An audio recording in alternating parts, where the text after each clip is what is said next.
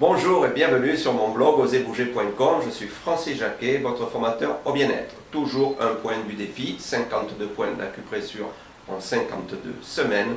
Aujourd'hui, je vais vous montrer un point, comment calmer une grosse peur ou une frayeur.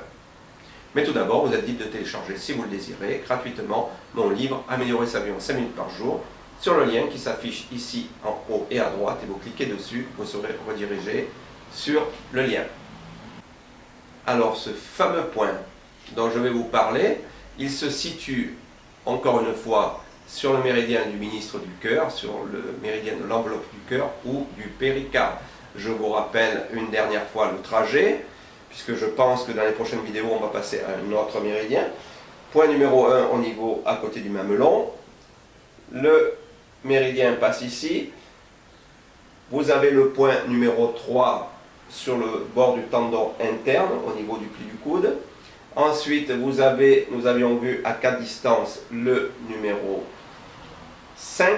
Ensuite, à 3 distances, le numéro 6, le numéro 8 et le numéro 9 au bout du majeur. Donc, comme ceci. Là. Eh bien, le numéro 7, c'est celui-ci. Entre les deux tendons, toujours entre les deux tendons, n'oubliez pas que le méridien passe entre ces deux tendons, le numéro 5 et le numéro 6 sont dessus, et le numéro 7 aussi.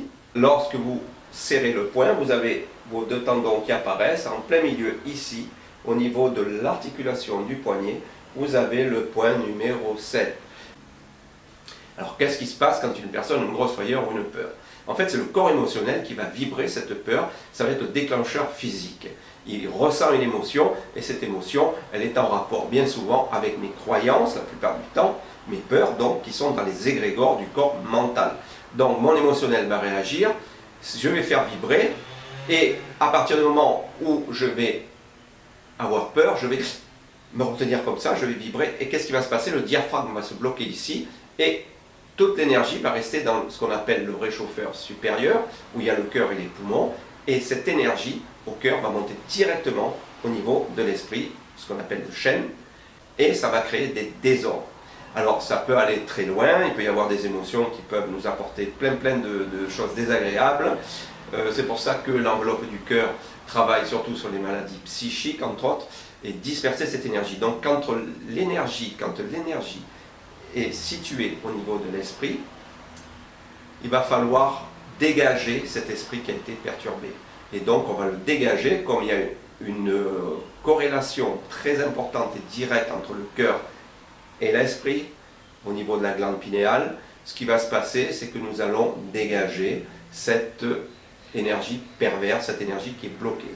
Et ce méridien du maître du cœur est très important pour cela, entre autres.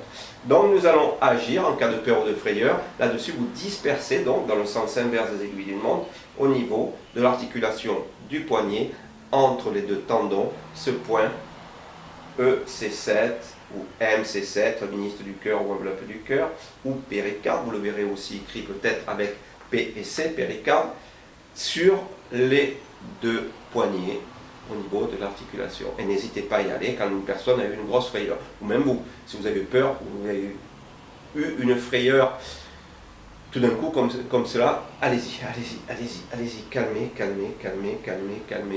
et vous tournez. Lorsque vous dégagez l'esprit, votre esprit ou l'esprit de quelqu'un lors d'une grosse frayeur ou d'une peur, avec ce point par exemple, n'oubliez pas d'ouvrir la porte, parce que ce n'est pas la peine, et de laisser passer donc l'émotion, ce n'est pas la peine de rester dessus. J'ai une vidéo, je vais mettre le lien pour ceux qui ne l'ont pas vu dans l'article. N'oubliez pas que l'article qui est lié à cette vidéo, il y a plus que dans cette vidéo. Pourquoi? Parce que le point, effectivement, ne fait pas que ça. Il a de nombreux effets bénéfiques sur pas mal de pathologies.